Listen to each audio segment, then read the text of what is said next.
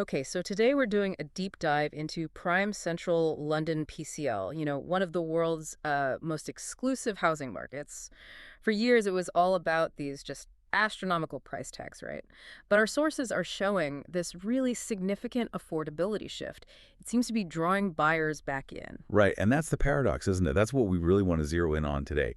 How is PCL getting, well, cheaper in a sense, even when mortgage rates are actually higher than they were a decade back?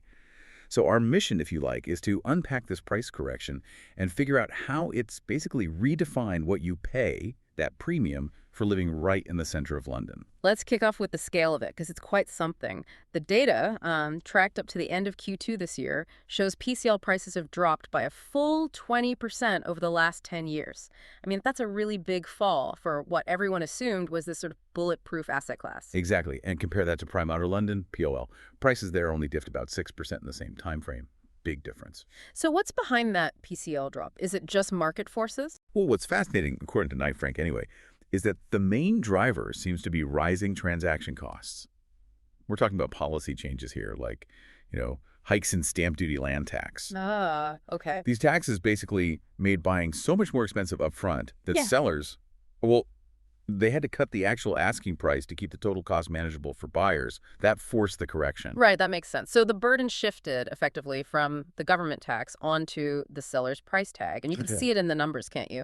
Like the median sold price per square foot in Chelsea, it went from what, $3,359 back in 2015 Mhm. down to 11,182 by Q2 this year. Quite a drop. And that price erosion, that leads us straight to the key thing for buyers now, that shrinking premium. You used to pay this just enormous extra amount simply for the postcode. But that gap, it's narrowed a lot. Yeah, let's give some examples because this really highlights the change in value. Okay, comparing Belgravia versus Richmond, 10 years ago, it was a 75% premium for Belgravia. Huge. 75%. Now it's plummeted to just 29%. Wow. And it's pretty similar elsewhere too, right? Exactly. The sources show Chelsea over Fulham. That premium went from 47% down to only 21% today. So that completely changes the thinking for anyone weighing up, central living versus this slightly further out areas. Okay, let's tackle that paradox head on then. Agents are actually using the word affordable now, which sounds odd with today's financing costs. How does a 20% price fall offset higher mortgage rates for these buyers? Well, it really comes down to the total capital outlay. Think about it. For these multi-million-pound properties, a 20% cut in the actual price, that dramatically reduces the total cash needed or the size of the loan you have to take out. Right. So even if the interest rate on that smaller loan is higher, the sheer reduction in the amount you're borrowing, Right. it kind of softens the blow, making the initial investment look much more appealing than it did before this correction happened. And the market seems to agree. Buyer interest is definitely up. Offers made in PCL just in the 3 months up to August were actually 9% higher than the 5-year average. So demand is spiking right where prices fell the most. It's quite direct. Exactly. That lure of central London living, it's back.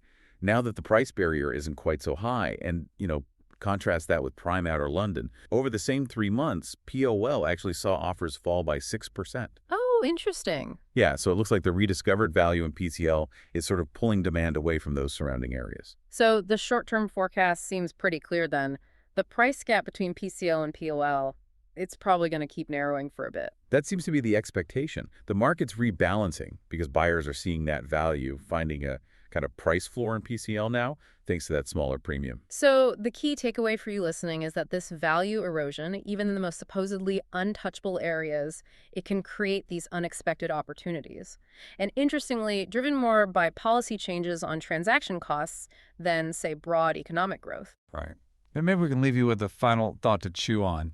If rising transaction costs were the main thing pushing prices down by 20%, what kind of external factor, what economic shift or maybe government policy change would actually be needed to cause prices to rise enough to widen that premium gap between central and outer London all over again? Something to think about as you process this deep dive